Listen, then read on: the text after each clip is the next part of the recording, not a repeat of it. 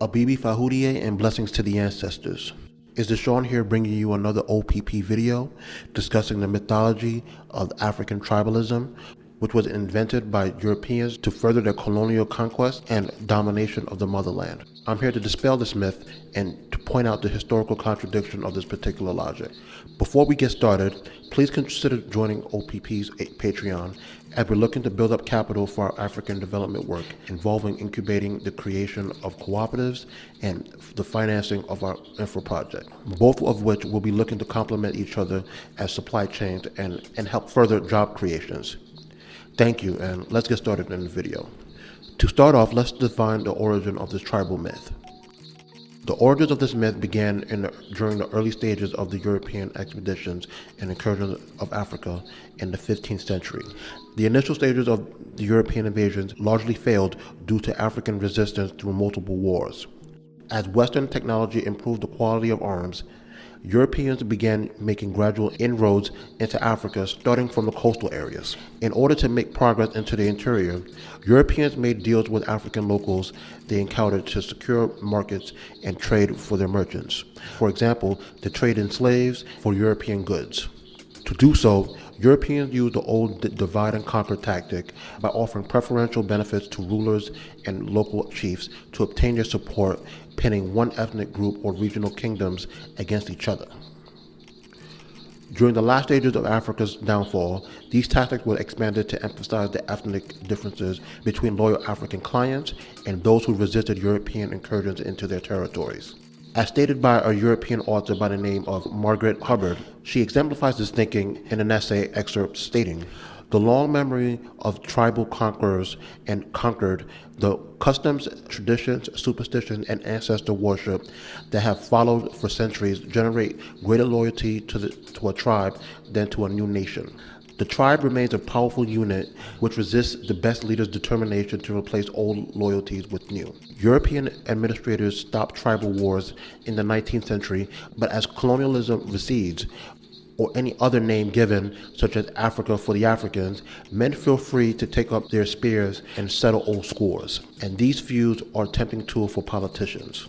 This added to the primitive African narrative, or as Europeans called, the atavism, which breathed life into the issue of tribalism, where groups of people who were originally part of multi-ethnic state or kingdoms became prime candidates for fostering hostilities that Europeans could take advantage of in the pursuit of creating their colonial societies.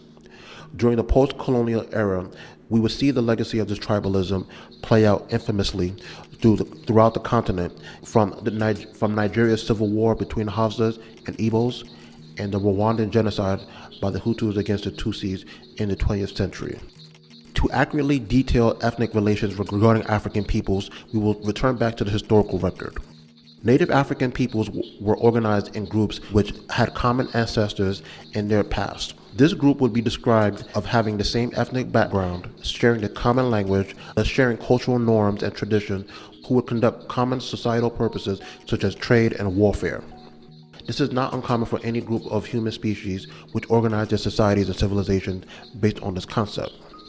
However, the need to justify imperialism and place blame on African peoples, the creation of a narrative depicting the primitive nature of our people, served its purposes to produce conflict to European advantage.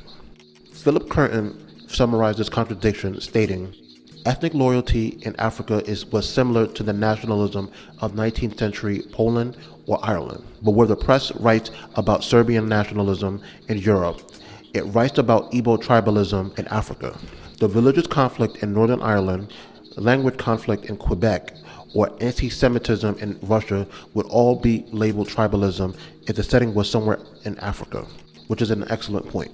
In addition to the prior quote, we can bring evidence to the court that historical European tribalism were far more bloody and destructive in recorded history, such as the Crusades, the wars between the Protestants and the Catholics, the 100 Years' War between France and Britain, World War I, World War II, and really, do I really need to continue? I think I made my point.